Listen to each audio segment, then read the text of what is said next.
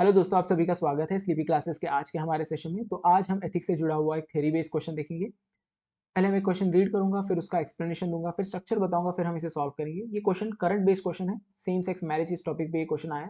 So let us look at the question. Question है, to what extent can the debate surrounding same sex marriage be characterized as clash between popular morality and constitutional morality? Provide a comprehensive analysis considering the recent observation made by Supreme Court and the implication for upholding constitutional mandate in face of differing societal views on the issue. Question में बताया गया है कि ये जो debate है on same sex marriage, क्या same sex marriage को रिकग्निशन मिलनी चाहिए नहीं मिलनी चाहिए, ये जो डिबेट है ये एक सिचुएशन को एग्जाम्प्लीफाई करती है, दर्शाती है। और वो क्या सिचुएशन है? कई बार पॉपुलर मोरालिटी और कॉन्स्टिट्यूशनल मोरालिटी के बीच में क्लैश हो जाता है। अब पॉपुलर मोरालिटी क्या है, कॉन्स्टिट्यूशनल मोरालिटी क्या है, वो हम आगे पढ़ेंगे। बट ये जो डिबेट है इसमें यही एक कोर में है कि एक तरफ एक पक्ष जो है वो पॉपुलर मोरालिटी के पक्ष में है, दूसरा जो यहाँ पे पक्ष है वो कॉन्स्टिट्यूशनल मोरालिटी के हवाले से बात करता है। तो ये क्या है, ये हम डेफिनेटली आंसर में देखेंगे। बट ये क्वेश्चन में पूछा गया, आपको अफर्म करना है कि हाँ ये ऐसी बात है, सही बात है कि ये जो डिबेट है it is at its core there is this tension between popular morality and constitutional morality. इसके बाद आपको कंप्रिहेंसिवली एनालिसिस करने को कहा गया इस सिचुएशन। तो आपको दोनों तरफ के आर्गुमेंट्स बताने हैं, अलग अलग एस्पेक्ट्स पे इनके आर्गुमेंट्स क्या है। एक पक्ष जो कॉन्स्टिट्यूशन के हवाले से बात कर रहा है, दूसरा पक्ष जो सोसाइटी के या पॉपुलर मेजॉरिटी मॉरल व्यू के पर्सपेक्टिव से बात करता है। इसके बाद आपको इम्प्लीकेशंस भी बताना है कि अगर हमने कॉन्स्टिट्यूशनल मैंडेट को आगे किया तो उसके क्या इम्प्लीकेशंस हो सकते हैं, क्या इम्पैक्ट हो सकते हैं।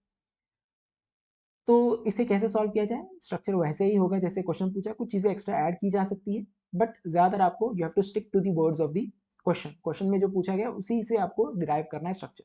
तो यहाँ पे इंट्रोडक्शन में हम क्या कर सकते हैं, सबसे पहले हम अफर्म कर सकते हैं, हाँ ये जो डिबेट है eight its core lies this tension between two things, popular morality and constitutional morality.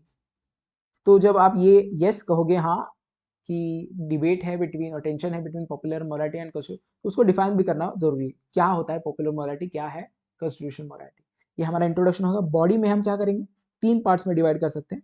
पहले तो एनालिसिस देंगे, वो कंपैरेटिव मेथड में हम दे सकते हैं।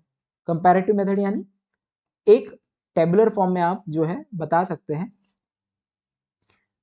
Aspects constitutional morality, popular morality, अलग अलग एस्पेक्ट से आप ये जो आर्ग्यूमेंट्स दिए जाते हैं constitution from the constitution side या फिर फ्रॉम द सोसाइटल साइड, उनको आप बता सकते हैं। जैसे कि मैरिज की डेफिनेशन क्या है from the majority social perspective, from constitution perspective, या कॉन्स्टिट्यूशन के हवाले से मैरिज को कैसे लोग इंटरप्रेट करते हैं, या फिर मैरिज का एक्चुअल पर्पस क्या है from the perspective of the majority और द सोसाइटी या social perspective. But from constitution perspective कैसे इसे लिबरली देखा जा सकता है। तो ये अलग अलग आर्गूमेंट्स आप पुट फोर्थ करेंगे।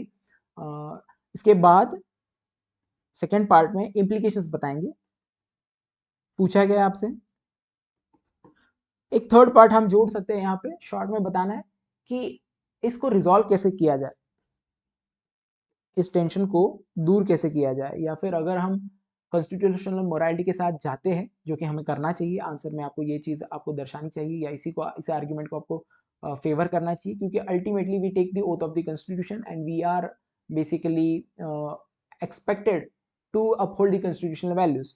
और फिर कंक्लूजन, कंक्लूजन में आप कोर्ट बेस्ड कंक्लूजन भी कर सकते हो। आप देखोगे जो हमारा कॉन्स्टिट्यूशनल असेंबली था उसमें कई सारे लोगों ने, स्पेशली जो आर्किटेक्ट ऑफ कॉन्स्टिट्यूशन है B.R. अम्बेडकर, उन्होंने भी कॉन्स्टिट्यूशनल मोरालिटी को चैंपियन किया था। ज़्यादातर उनके ही लफ्ज़ों में ये कॉन्स्टिट्यूशनल मोरालिटी ये शब्द आते हैं। तो उनके हवाले से भी आप इसे कंक्लूड कर सकते हो, या फिर एक बैलेंस्ड व्यू देके भी आप इसे कंक्लूड कर सकते हो। It depends on you. Conclusion जो है कोई ऐसा फिक्स्ड टेम्पलेट नहीं होता कि आपको इसी तरह से कंक्लूड करना है। सो let us look at it. तो सुप्रीम कोर्ट के हवाले से क्वेश्चन पूछा गया, यानी सुप्रीम कोर्ट का जिक्र किया गया है। तो सुप्रीम कोर्ट में जो केस है उसका आपको जिक्र करना कई बार मैंडेटरी हो जाता है। तो सुप्रीम कोर्ट में केस चालू है Supriyo versus union of India, जहां पे सेम सेक्स मैरिज को रेगुलेशन देने की बात की जा रही है। तो ये जो केस है ये दर्शाता है वही tension between popular morality and constitutional morality. ये हम बताएंगे, अफर्म करेंगे, जैसे हमने इंट्रोडक्शन में बताया। इसके बाद पॉपुलर मोरालिटी क्या है, कॉन्स्टिट्यूशनल मोरालिटी क्या है, इसे डिफाइन करेंगे। पॉपुलर मोरालिटी क्या होती है? जो prevailing set of belief system होती है सोसाइटी में, जो जिस चीज़ को सही माना जाता है या फिर जो नॉर्म्स होते हैं, जो कल्चरल वैल्यूज़ होते हैं, वो हमें जब बताते हैं, गाइड करते हैं कि क्या चीज़ सही है, क्या गलत है, उसको पॉपुलर मोरालिटी कहते हैं। तो उसी तरह से सिंपली हम डिफाइन करेंगे, popular morality refers to prevailing set of ethical beliefs, values, behaviour that are widely accepted and practice by majority in a particular society और community at a given time. और ये डिराइव कहाँ से होता है? ये सारे वैल्यूज और बिलीफ सिस्टम हमारे ट्रेडिशन से, कल्चर से, रिलीजन से, सोसाइटल नॉर्म से, और ये इवॉल्व भी होते हैं। ऐसा नहीं कि पॉपुलर मोरालिटी कोई ऐसी चीज़ है जो कई सालों से हम उसको ढोते आ रहे हैं, नहीं। पॉपुलर मोरालिटी भी चेंज होती है जैसे जैसे सोसाइटीज़ में चेंज होती है, तो वो भी आप बता सकते हैं। कॉन्स्टिट्यूशनल मोरालिटी क्या होता है? जो कॉन्स्टिट्यूशन में प्रिंसिपल्स दिए गए, अगर हम हमारे एक्शंस को जज करते हैं on the basis of those principles, तो शायद हम कॉन्स्टिट्यूशनल मोरालिटी की बात कर रहे हैं। So constitutional morality refers to adherence to core principles of constitutional democracy, जैसे कि justice, liberty, equality, fraternity, rather than personal moral values. कई बार हम हमारे पर्सनल मॉरल वैल्यूज होते हैं उसके बेसिस पे काम करते हैं, बट जब आप पब्लिक ऑफिशियल हो जाते हो या आप जब कॉन्स्टिट्यूशनल पोजीशन को हेड करते हो, तो आपको जरूरी है कि आप कॉन्स्टिट्यूशनल मोरालिटी को हमेशा अपनी गाइडिंग लाइट बनाए, गाइडिंग हम कह सकते हैं प्रिंसिपल बनाए। तो बहुत ही सिंपली हमने डिफाइन कर दिया। इसके बाद मैंने जैसे कहा टेबुलर फॉर्म में या फिर अपने हिसाब से आप जो है स्ट्रक्चर कर सकते हो, बट दोनों आर्ग्यूमेंट्स देंगे दोनों साइड से। एक पक्ष जो होगा वो पॉपुलर मोरालिटी वाला पक्ष होगा, दूसरा कॉन्स्टिट्यूशनल मोरालिटी। तो जब पॉपुलर मोरालिटी वाला पक्ष है वो क्या कहता है? वो रिजेक्ट करता है सेम सेक्स मैरिज को। क्यों? क्योंकि वो सोसाइटी के नॉर्म से जुड़ा हुआ नहीं, या सोसाइटल नॉर्म्स के विरुद्ध दिशा में ये कंसेप्चुअलाइजेशन है ऑफ सेम सेक्स मैरिज। और कॉन्स्टिट्यूशनल मोरालिटी वाला पक्ष क्या कहता है? कि वो एडवोकेट करता है कि हमारा अधिकार है on what, on our sexuality, sexual preferences, relationship किसके साथ करनी चाहिए या किसके साथ नहीं करनी चाहिए, ये हमारा मूलभूत अधिकार है, फंडामेंटल राइट है। इसमें आप पुट्टू स्वामी जजमेंट के बारे में बता सकते हो, राइट टू प्राइवेसी में ही राइट टू मैरिज, ये सारी चीज़ें आ जाती हैं। और आप बताओगे कि कॉन्स्टिट्यूशन डिफाइन करती है हमारे राइट्स, तो इसीलिए we are for what we can say same sex marriage. तो दोनों पक्ष आपने बताया। इसके बाद ये जो मैरिज है, इसमें आप देखोगे ट्रेडिशनल वे में एक मैरिज हमेशा हेट्रोसेक्सुअल यूनियन के रूप में देखा गया है। तो उसका आप जिक्र करोगे कि एक पुरुष और एक महिला के बीच में शादी होती है। बट जो कॉन्स्टिट्यूशनल मोरालिटी की बात करते हैं वो कहते हैं कि हमारा जो सोसाइटी है या हमारी जो कॉन्स्टिट्यूशन, ये ट्रांसफॉर्म होती रही है। जो चीज़ पहले मानी जाती थी सही वो हमेशा मानी जाएगी सही, ऐसा नहीं है। So we uphold the transformative nature of what the constitution and we challenge the regressive social belief. अगर कोई चीज़ पुरानी हो गई है, ऑर्थोडॉक्स बिलीफ हो गई है या रिग्रेसिव है, जो मानव अधिकार के, मानव ह्यूमन डिग्निटी के खिलाफ जा रही है, तो उसे हम चैलेंज भी करते हैं। एक तरफ मेजोरिटी माइनॉरिटी का भी कंसेप्ट आ जाता है कि कई बार आप देखोगे सोसाइटी में जो मेजोरिटी ओपिनियन है उसको प्रायोरिटाइज किया जाता है, उसके बिलीफ और नॉर्म्स को हम कह सकते हैं नॉर्मलाइज किया जाता है। तो कहीं ना कहीं हम जब पॉपुलर मोरालिटी की बात करते हैं तो वहाँ पे मेजोरिटेरियनिज्म दिखता है। बट जब कॉन्स्टिट्यूशनल मोरालिटी की बात करते हैं तो जो माइनॉरिटी है, यहाँ पे सेक्सुअल माइनॉरिटी की बात हो रही है, तो माइनॉरिटी है उसके भी अधिकार को हम सुनिश्चित करने की बात करते हैं। जो पॉपुलर मोरालिटी के हवाले से अपने पक्ष रखते हैं वो कहते हैं कि फैमिली जो है उसका एक स्टैंडर्ड टेम्पलेट है, उसमें एक फादर होता है, उसमें मदर होता है, उसमें बच्चे होते हैं। बट जो कॉन्स्टिट्यूशनल मोरालिटी के पर्सपेक्टिव से बात करते हैं वो कहते नहीं, फैमिली में भी डाइवर्सिटी होती है और हम इस डाइवर्सिटी को जो है फर्दर करने की कोशिश कर रहे हैं, उसको सिक्योर करने की कोशिश कर रहे हैं। वो कह रहे हैं कि जो ट्रेडिशनल फैमिली का डेफिनेशन ये चेंज होते हुआ है पूरी दुनिया भर में, आप देखोगे, क्योंकि अराउंड 33 कंट्रीज ने, if I am not wrong, recognise कर लिया same sex marriage. So we can not isolate ourself from the world and we have to recognise that there are different family structure. अगर आप sociology के student हो, you will know various types of family structure, you don't have to mention them, but you can definitely say that family structures आजकल change हो रहे हैं। एक समय था जब आप देखोगे जॉइंट फैमिली का सिस्टम था, अब न्यूक्लियर फैमिली आ गई है। कई सारी जगह पे आप देखोगे कि फैमिली में लिव इन रिलेशनशिप भी एक नई चीज आ गई है। तो चेंज हो रही है society, we have to accept the diversity of family, ये एक पक्ष हो सकता है। इसके बाद एक पक्ष जो है, जो पॉपुलर मोरालिटी का पक्ष है, वो कहता है कि मैरिज का जो फोकस है या फिर उसका जो गोल है वो है प्रोक्रिएशन, और क्योंकि सेम सेक्स रिलेशन में प्रोक्रिएशन नहीं हो सकता तो उसे हम मैरिज कैसे कंसिडर करें। बट जो कॉन्स्टिट्यूशनल मोरालिटी वाले लोग हैं वो कहते हैं नहीं, हम यहाँ पे इंडिविजुअल राइट पे फोकस कर रहे हैं, हम वेलबींग पे फोकस कर रहे हैं। अगर दो लोग चाहते हैं वो साथ में रहे, उससे उनकी खुशियाँ जो है वो दुगनी होगी, तो you have to respect that. और बच्चा जो है वो आप बाकी मीन से भी जो है इंश्योर कर सकते हो, जैसे कि अडॉप्शन भी एक तरीका हो सकता है। So there could be various ways to what we can say have a child. इसके बाद एनालिसिस आपने बता दिया, फिर आप बताओगे कि क्या सोसाइटल चैलेंजेस है, क्योंकि आपको पूछा गया इम्प्लीकेशंस क्या है। तो कुछ मेजर चैलेंजेस कुछ इस तरह है, आप देखोगे जो नॉन ट्रेडिशनल फैमिलीज है उनको स्टिग्मेटाइज किया जाता है, डिस्क्रिमिनेट किया जाता है, ऑस्ट्रसाइज किया जाता है। जेंडर नॉर्म्स जो है वो आपकी सोसाइटी डिटरमाइन करती है। अगर पेट्रियार्कल सोसाइटी है तो जेंडर रोल्स बहुत ही डिफाइंड होते हैं। हालांकि मॉडर्निटी की वजह से काफ़ी सारी चीज़ें चेंज हो रही है, बट मोटा मोटी आप देखोगे डिसएडवांटेज हमेशा एक जेंडर होती है और दूसरी जेंडर हमेशा एडवांटेज में होती है। और अगर हम सेम सेक्स मैरिज की बात करें, then there is a chance that, और there is a quite possibility that you will be what we can say challenged, or what we can say they will show resistance, society will show resistance toward you, हो सकता है in terms of giving you housing, in terms of other aspects of societies जहाँ पे आपको resistance को का सामना करना पड़े।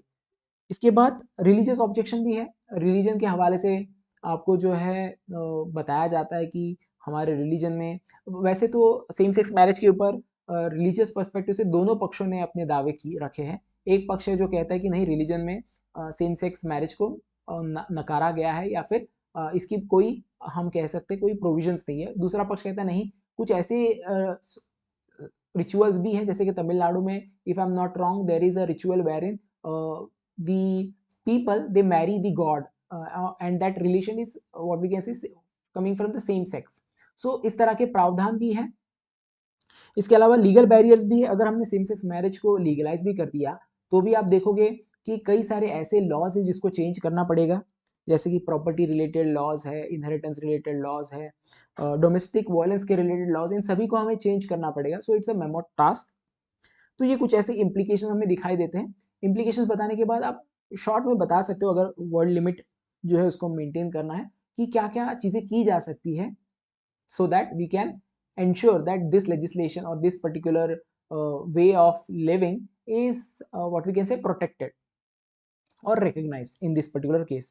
तो हम प्रपोज पाथ भी बता सकते हैं कि पहले तो हमें फैसिलिटेट करना पड़ेगा डायलॉग। जो जो पार्टीज हैं उन सभी का हमें व्यू लेना पड़ेगा, उनको जो है एक जगह पे लाके, एक प्लेटफॉर्म पे लाके we have to sort it out the issues.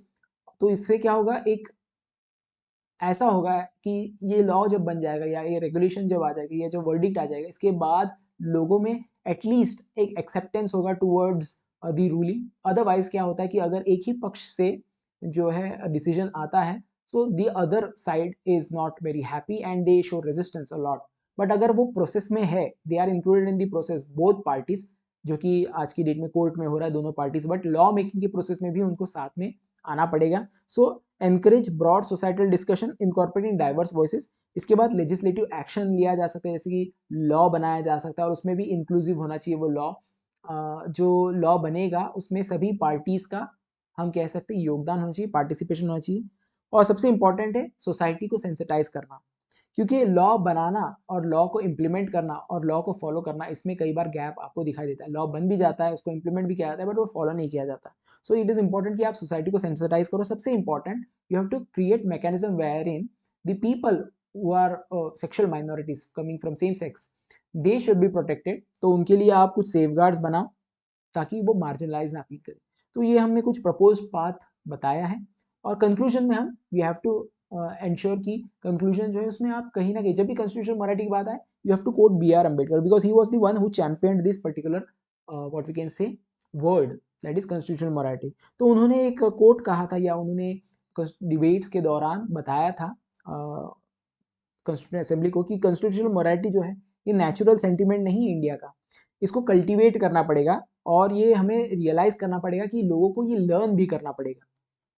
अगर हम ऐसे मान के चले कि जो भी कॉन्स्टिट्यूशन में दिया गया है पहले से, वो सभी हमारे पास पहले से ही अवेलेबल है, और जो है हम उसके, वो हमसे ही आया है, या सोसाइटी ने ही उसको एक बुक में, एक टेक्स्ट में जो है एनश्राइन किया है, तो ये गलत होगा। We have to learn. Major part of the society is illiterate, and modern नहीं है, तो इसीलिए ये चीज़ें लर्न करनी पड़ेगी हमें धीरे धीरे. वी हैव टू एंश्योर कि every one is inculcated with this values. तो ये एक कोट होगा हमारा कंक्लूजन में, उसमें हम बताएंगे कि ये जो डिबेट है सेम सेक्स मैरिज का जैसे जैसे अनफोल्ड होता है, we have to interpret constitutional provision so that we create an inclusive and just society. क्योंकि कॉन्स्टिट्यूशनल मोरालिटी ये सिर्फ एक लीगल इशू नहीं है, लीगल इंपरेटिव नहीं है, ये इक्विटेबल सोसाइटी बनाने के लिए एक स्टेप है. तो इस तरह से आप इसे कंक्लूड कर सकते हैं. क्योंकि हम देखते हैं हमने क्या देखा इस पर्टिकुलर आंसर में. ये जो आंसर है काफ़ी इंपॉर्टेंट आंसर है, या क्वेश्चन जो है, ये टॉपिक जो है इंपॉर्टेंट टॉपिक है क्योंकि इसके ऊपर क्वेश्चन आने की पूरी संभावना है. तो जो है आप इंट्रोडक्शन कर सकते हैं by giving the name of the case और सम जजमेंट दैट द और सम what we can say something said by the supreme court the जजेस, उससे भी आप स्टार्ट कर सकते हो. फिर यहाँ पे दोनों मोरालिटी को डिफाइन करना ज़रूरी है. फिर दोनों पक्षों को जानना ज़रूरी है, उनके क्या आर्ग्यूमेंट्स हैं ऑन वेरियस एस्पेक्ट्स वो बताना ही ज़रूरी है. फिर क्या क्या इम्प्लीकेशन हो सकते हैं that also you have to know. फिर क्या सोल्यूशन हो सकता है दैट यू कैन गिव. एक जनरल सोल्यूशन भी हो सकता है, जरूरी नहीं आपको you have to go into details of the legalities of it. No, एक जनरल सोल्यूशन भी विल डू. कंक्लूजन में you can either use court and और you can take a balanced approach and you can and because it's a controversial subject, so you can obviously take a balanced view and you can end. तो इस तरह से इसे solve किया जा सकता है. अगर आप अपनी आंसर राइटिंग को बेहतर करना चाहते हो तो स्लीपी क्लासेस ने एक नया इनिशिएटिव लाया है, संकल्प इनिशिएटिव. तो मेंस आंसर राइटिंग इनिशिएटिव है ये फॉर 2024. यहाँ पे आपसे डेली प्रैक्टिस कराई जाएगी क्वेश्चंस की. 250 प्लस क्वेश्चंस होंगे, मॉडल आंसर्स एलाबरेट आपको मिलेंगे, मेंटरशिप मिलेगी दोनों strategic as well as academic mentorship, और फुल लेंथ टेस्ट भी होंगे. आप ये अवेल कर सकते हो. अगर आप विद इवैल्यूएशन ये कोर्स अवेल करना चाहते हो तो ये प्राइस है, अगर without evaluation then the price goes down. So choose as per your need. इसके बाद अगर आप 2023 का मेंस दे रहे हो तो मेंस टेस्ट सीरीज है, इसे अवेल कर सकते हो जनरल स्टडीज की. You can see all the details over here. You can also reach out to us if you have any doubts on the number that is provided or on the email address. So let's meet in the next session. Till then, thanks and bye.